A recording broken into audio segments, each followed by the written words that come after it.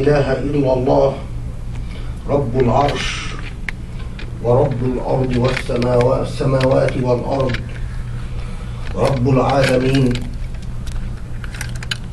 والصلاة والسلام على محمد وعلى آله وأصحابه ومن تبعه بإحسان إلى يوم الدين. اللهم أنت النور ولك النور ولك الحمد. اللهم أنت نور السماوات والأرض ومن فيهن فلك الحمد. اللهم أنت قيم السماوات والأرض ومن فيهن فلك الحمد. اللهم أنت رب السماوات والأرض ومن فيهن فلك الحمد. اللهم أنت ملك السماوات والأرض ومن فيهن فلك الحمد. الحمد لله على نعمة الإسلام وعلى أن هدانا لهذا الدين، ولولا أن هدانا الله ما كنا له من المهتدين.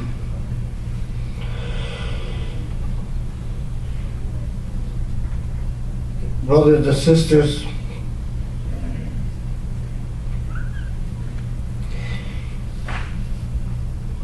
Islam is the root of all the revelations of God, is the religion of the word, Dinu Kalima.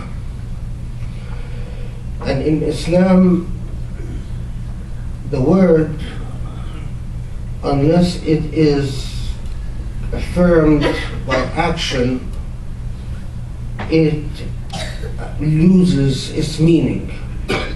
فالدين المعاملة. It is the religion that started with a simple word to read and to recite, and in it the revelation and the word are equated, one and the same. But also in it, the word and the revelation is never mentioned without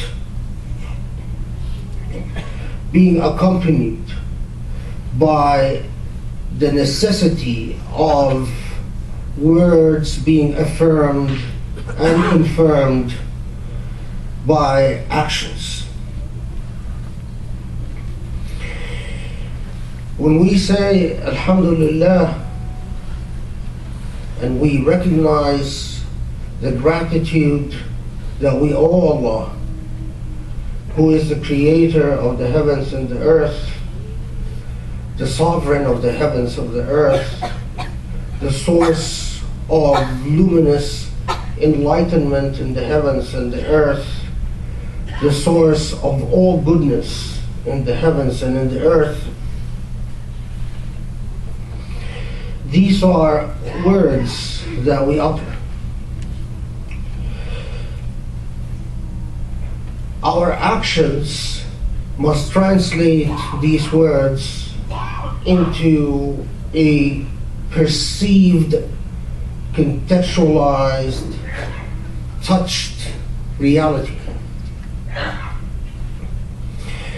And so in all of the Islamic books of theology and books of aqaid, there are always the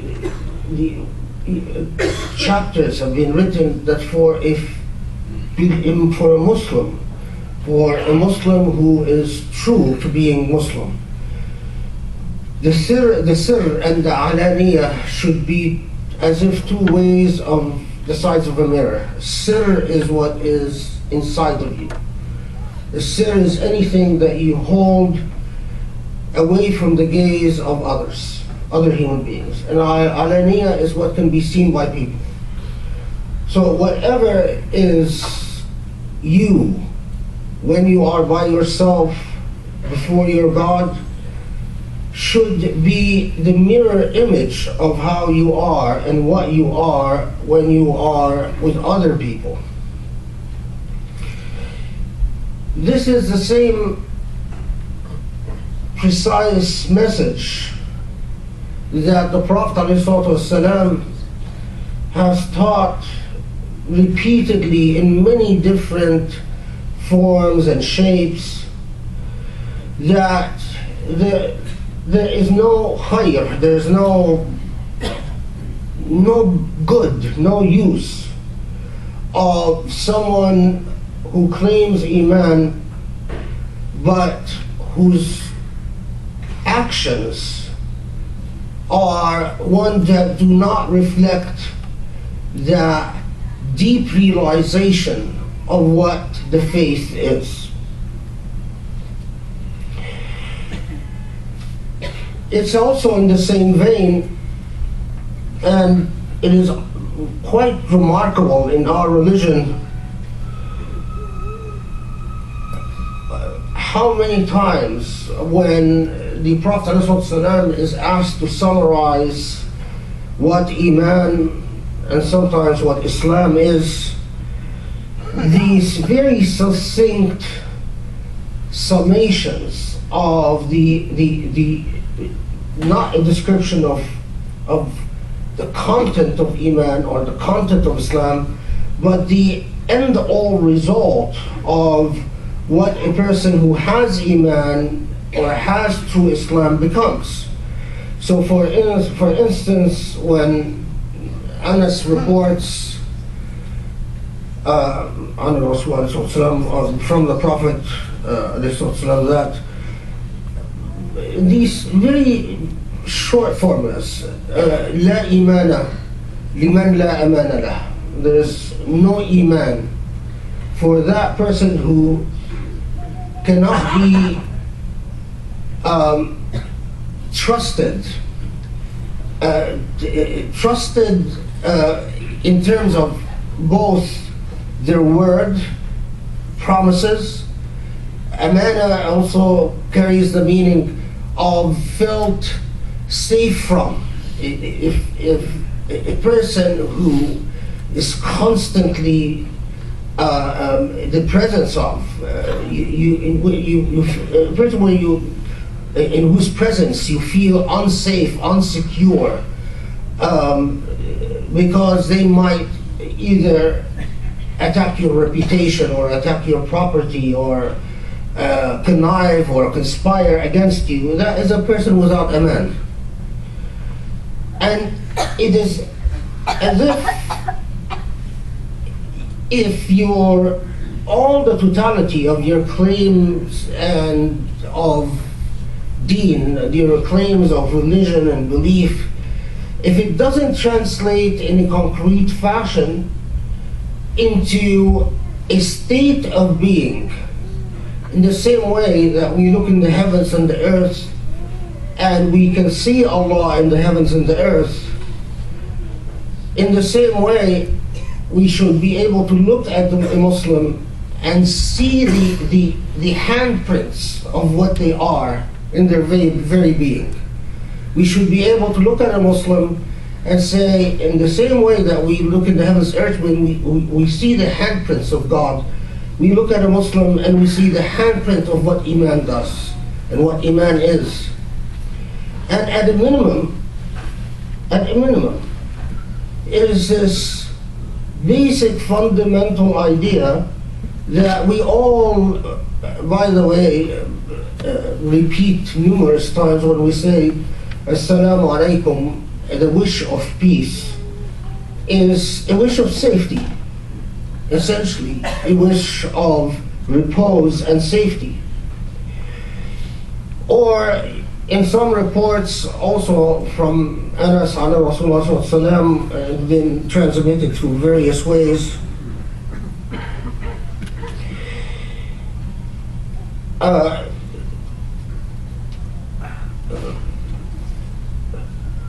where a mu'min, or where there's a summation of who is a mu'min, who is a believer, or a true believer.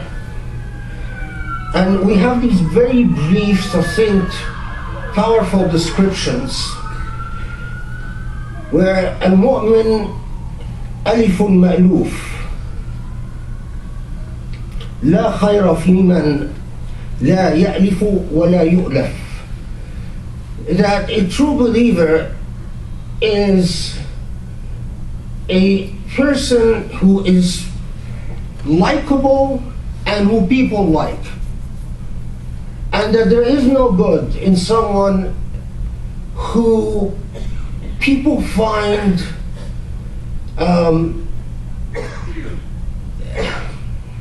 dislikable. The existence of a person who makes it a point to say, I do not care whether socially I am acceptable or not acceptable, whether I'm decent or indecent, kind or not kind, that is not the manifestations of Iman. That is the handprints, the fingerprints of lack of Iman, in the same way that chaos is the handprint of non-divinity or the non-presence of divinity. If you see creation and you see the beauty of creation and the light of creation, you say, herein is God. In the same way, Islam and Iman is in the same logic, same sunnah, same order of namus, of the logic of creation itself, like the logic of mathematics and geometry and physics. Everything that has been touched by God reflects a logic as consistent and as coherent as the lines, the careful lines that needs to be drawn and the careful weights that need to be measured in order to put up a bridge or a building. This is the one thing that you truly becomes internalized in studying the theology of Islam in particular. Or when the Prophet ﷺ tells us on طرق مختلفة through various reports and narrations, شر البشر من يبغض الناس ويبغضونه. The worst of people is that whose interaction and relationship with people is one in which he doesn't like people much and people don't like him much. What the word shar al-bashar, the worst of kind, that who people find hateful, and he himself is not gushing with his love and compassion for others. He is rather in a state of social maladaptation with others. Same thrust, same idea again. When the Prophet ﷺ, in various narrations and various reports, when he describes either someone who is truly the embodiment of shar, of badness, evil,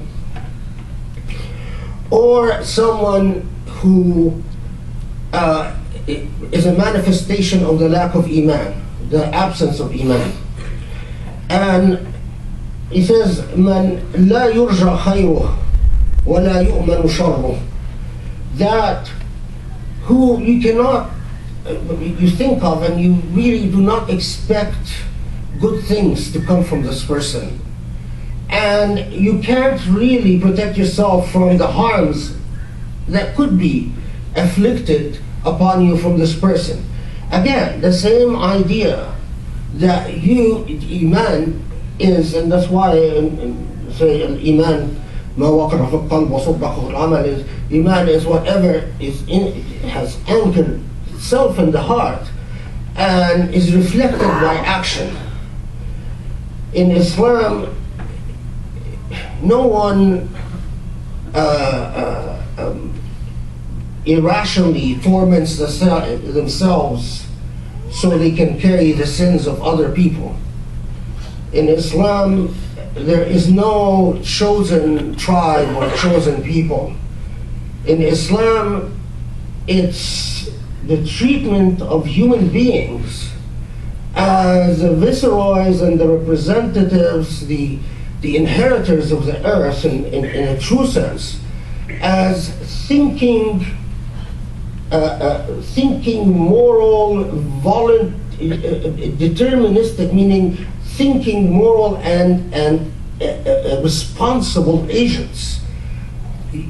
Human beings inherit this earth from Allah, from God, with a heavy trust, and the trust is that their discharge, the trust is that their actions, what they do with this earth, reflects the very nature of what Iman demands of them. And Iman and its consequences are like health and its consequences, disease and its consequences. A person who is ill and bedridden cannot claim to be healthy. And a person who is in the same fashion, that a person who is who harms others, who antagonizes others, who is unfair to others, cannot claim to have Iman. وَادْعُوا اللَّهَ يَسْتَجِبْ لَكُمْ.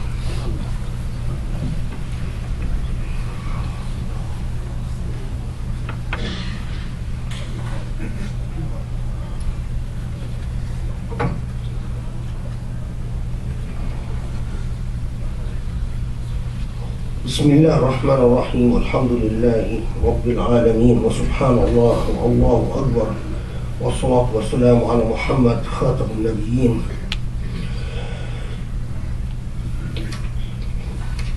I have always been fascinated by there's everything in the Quran is fascinating to me, but among the expressions, we're all accustomed to the idea of As-Sirat al-Mustaqim being the straight path. But I was always fascinated by the way that the Quran uses the antithesis of the path of God, the straight path. The idea of iwash. Iwash means crookedness, deviation, lack of straightforwardness. And time and again we find that Allah repeats of course, and this is not the context in which I mean, but when Allah describes the Quran, calls it a book without iwash, meaning a book without flaws, and that we could have a separate khutbah on, because that would take a whole khutbah. But the constant formula that's repeated in the Quran, يَصُدُّونَ عَنْ سَبِيلِ اللَّهِ, and in variations on that يَصُدُّونَ عَنْ سَبِيلِ اللَّهِ وَيَبْغُونَهَا عِوَجًا, or الَّذِينَ يَصُدُّونَ عَنْ سَبِيلِ اللَّهِ وَيَبْغُونَهَا عِوَجًا, or وَتَصُدُّونَ عَنْ سَبِيلِ اللَّهِ مَنْ آمَنَ بِهِ وَتَبْغُونَهَا عِوَجًا. And I was at one time curious how much in the books of the ulama has been written on the idea of iwaj. And let me sum to you the hundreds of pages by countless authors. Iwaj is the crookedness that we all innately know is crooked. So innately, the path of God, in the same way that it is innately and inherently We know it by our fitrah, by our very nature, as the path of goodness and beauty and kindness and mercy and the path of love. The path of iwaj, the path of crookedness and waywardness is, and those who gravitate towards it, is always what you impulsively, intuitively try to conceal, and if exposed, you try to philosophize. And I will underscore this. You try to conceal, and if caught or exposed, you try to philosophize. And by philosophize mean defensively claim that you had a right, some exceptional logic that makes you right anyway. So, and this is some of if someone is dishonest in the way they deal with a neighbor, although intuitively, if they put themselves in the place of a neighbor, they would have a very different sense of what is right and what is wrong. That's iwaj. If someone is dishonest in the way they use a credit card, I remember I had a friend who used to charge phone calls overseas, this is back in the 80s, to numbers of credit cards. And he would say, oh, well, you know, don't worry about it, the phone companies end up paying for it. That's not the way a Muslim thinks. That's philosophizing the iwaj, the lack of the straight path. If you are aggressive and rude in denying someone parking, that's iwaj. If you are lazy and unkind with your spouse, that's iwaj. If you are lazy and negligent in keeping track of what your children are doing on their computers and what dangers wait for them out there, intuitively, you know that that is not right. But if confronted, you philosophize. You say, oh, well, you know, I'm tired, I'm exhausted. There are things, there are issues, there are complications, special situations. SubhanAllah, how fundamental and critical that very simple concept. Ibadullah, Muslims, I know that, and I haven't seen you in a long time, not by my choice, but every time I do see you, I will emphasize this, that many of us look around the state of the world today and we carry the pain of what is going on in the Muslim world all around us. I'm not oblivious to this, but I choose to talk about something more fundamental and more critical. That the true ambassadors of Islam are not the learned scholars and not this person overseas or that person overseas. It's each one of us. If Islam is reflected upon our being and our state of presence, existence, if people can know a Muslim not by their garb and not by their appearance, but by their mannerisms, by the way they carry themselves, I assure you, the state of Muslims would have been very different, regardless of whatever power dynamics exist in the world. اللهم اهدنا واغفر لنا اللهم اعفو عنا وعافنا اللهم اصلح حالنا وارشد بالنا اللهم ارأف والطف بنا واغفر ذنوبنا وأعن أهلنا وانصر الإسلام وعز المسلمين، إنك أنت العلي العظيم يا غفور يا رحمن يا رحيم. وصل وسلم وبارك على محمد وآله وصحبه وقم الصلاة.